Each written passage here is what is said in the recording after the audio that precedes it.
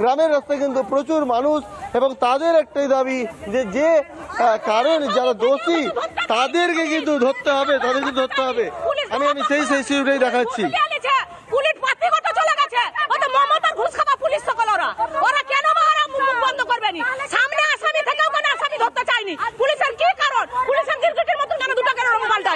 কতটা আতঙ্কে আছেন আপনারা, কতটা আতঙ্কে আছেন এই গ্রামের মানুষ, কতটা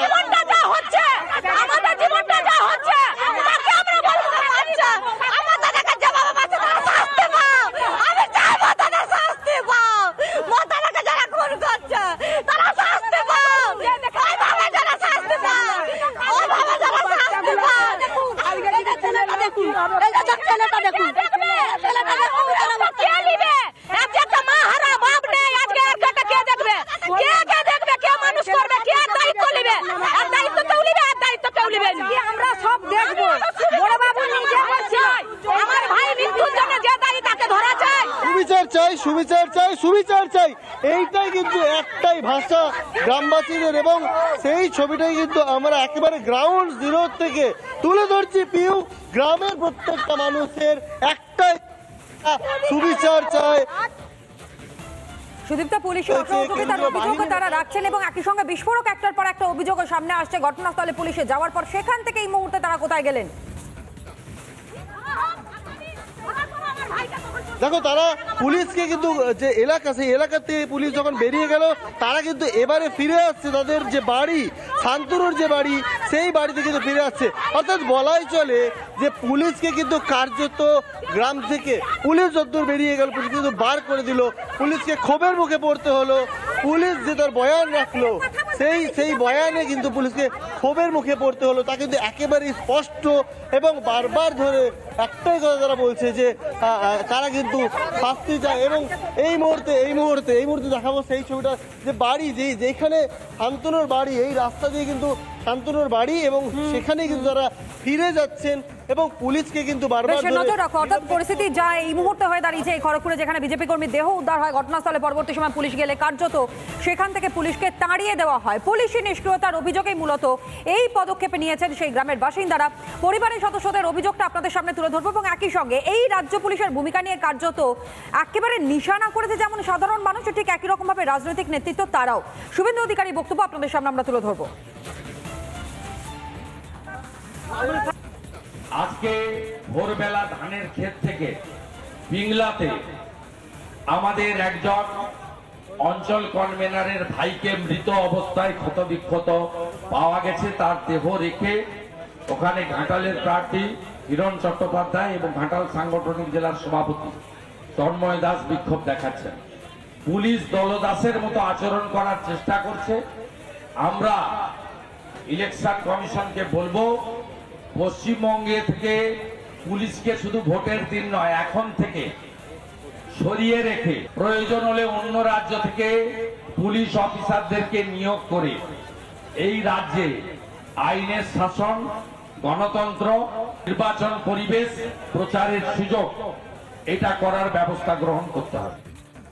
শুভেন্দু অধিকারী বক্তব্য আপনাদের সামনে আমরা তুলে ধরলাম। আর তৃণমূলের বিধায়ক অজিত মাইতির কি মন্তব্য এই ঘটনার প্রেক্ষিতে শুনুন। খোঁজ খবর নিয়ে দেখেছি ছেলেটি সবসময় ইনটক্সিকেটেড অবস্থাতে থাকতেন এবং তার জ্ঞাতি ভাগারির সঙ্গেও তার খুব একটা বনিবনা ছিল না।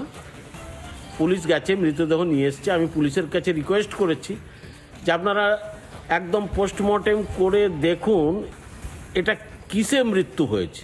হিরণ সহ, বিজেপির প্রার্থী হিরণ সহ বিজেপির কয়েকজন থানায় গিয়ে তড়িঘড়ি অভিযোগ করছে যে এটা নাকি খুন এবং তৃণমূলের কীর্তি। তো হিরণের এই হাস্যকর বক্তব্য থেকে আমার যেটা মনে হচ্ছে যে যেহেতু লোক পাচ্ছে না প্রচারে এবং দেবের সভাতে হাজার হাজার লোক আসছে, তাই ওকে তো পাড়া মাথায় করার জন্য একটা কিছু অস্ত্র চাই, এখন মৃতদেহকে অস্ত্র করছে।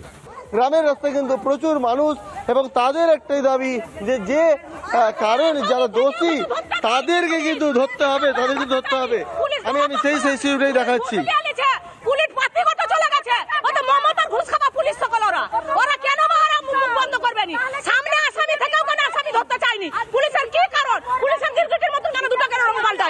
কতটা আতঙ্কে আছেন, আপনারা কতটা আতঙ্কে আছেন, এই গ্রামের মানুষ কতটা? জীবনটা যা হচ্ছে, আমাদের জীবনটা যা হচ্ছে, তাকে আমরা বলবো না বাচ্চা।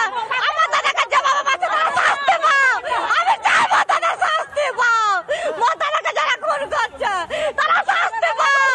ওইভাবে যারা শাস্তি পাও, ওইভাবে যারা শাস্তি পাও। এই যে ছেলেটা দেখুন, এই যে ছেলেটা দেখুন, ছেলেটা দেখুন, কে নিবে? আজকে একটা মা হারা বাপ নেই, আজকে এর কাটা কে দেখবে? কে দেখবে? কে মানুষ করবে? কে দায়িত্ব নিবে? আর দায়িত্ব কেউ নিবে, আর দায়িত্ব কেউ নিবে না। আমরা সব দেখবো।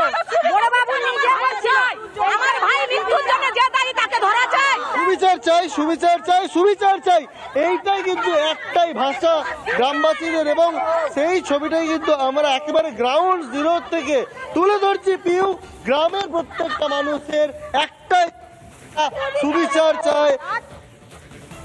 সুদীপ্তা, পুলিশি অসহযোগিতার অভিযোগ তারা রাখছেন এবং একই সঙ্গে বিস্ফোরক একটার পর একটা অভিযোগও সামনে আসছে। ঘটনাস্থলে পুলিশে যাওয়ার পর সেখান থেকে এই মুহূর্তে তারা কোথায় গেলেন? দেখো, তারা পুলিশকে কিন্তু যে এলাকা, সেই এলাকাতে পুলিশ যখন বেরিয়ে গেল, তারা কিন্তু এবারে ফিরে আসছে তাদের যে বাড়ি, শান্তনুর যে বাড়ি, সেই বাড়িতে কিন্তু ফিরে আসছে। অর্থাৎ বলাই চলে যে পুলিশকে কিন্তু কার্যত গ্রাম থেকে পুলিশ যতদূর বেরিয়ে গেল, পুলিশ কিন্তু বার করে দিল, পুলিশকে ক্ষোভের মুখে পড়তে হলো। পুলিশ যে তার বয়ান রাখলো, সেই বয়ানে কিন্তু পুলিশকে ক্ষোভের মুখে পড়তে হলো। তা কিন্তু একেবারেই স্পষ্ট এবং বারবার ধরে একটাই কথা তারা বলছে যে তারা কিন্তু শাস্তি চায়। এবং এই মুহূর্তে দেখাবো সেই ছবিটা, যে বাড়ি যেখানে শান্তনুর বাড়ি, এই রাস্তা দিয়ে কিন্তু শান্তনুর বাড়ি, এবং সেখানে কিন্তু তারা ফিরে যাচ্ছেন এবং পুলিশকে কিন্তু বারবার নজর রাখো। অর্থাৎ পরিস্থিতি যা এই মুহূর্তে হয়ে দাঁড়িয়েছে এই খড়গপুরে, যেখানে বিজেপি কর্মীর দেহ উদ্ধার হয় ঘটনাস্থলে, পরবর্তী সময় পুলিশ গেলে কার্যত সেখান থেকে পুলিশকে তাড়িয়ে দেওয়া হয়। পুলিশি নিষ্ক্রিয়তার অভিযোগেই মূলত এই পদক্ষেপে নিয়েছেন সেই গ্রামের বাসিন্দারা। পরিবারের সদস্যদের অভিযোগটা আপনাদের সামনে তুলে ধরবো এবং একই সঙ্গে এই রাজ্য পুলিশের ভূমিকা নিয়ে কার্যত একেবারে নিশানা করেছে যেমন সাধারণ মানুষ, ঠিক একই রকম ভাবে রাজনৈতিক নেতৃত্ব তারাও। শুভেন্দু অধিকারী বক্তব্য আপনাদের সামনে আমরা তুলে ধরবো। আজকে ভোরবেলা ধানের ক্ষেত থেকে পিংলাতে আমাদের একজন অঞ্চল কনভেনারের ভাইকে মৃত অবস্থায় ক্ষতবিক্ষত পাওয়া গেছে। তার দেহ রেখে ওখানে ঘাটালের প্রার্থী হিরণ চট্টোপাধ্যায় এবং ঘাটাল সাংগঠনিক জেলার সভাপতি তন্ময় দাস বিক্ষোভ দেখাচ্ছেন। পুলিশ দলদাসের মতো আচরণ করার চেষ্টা করছে।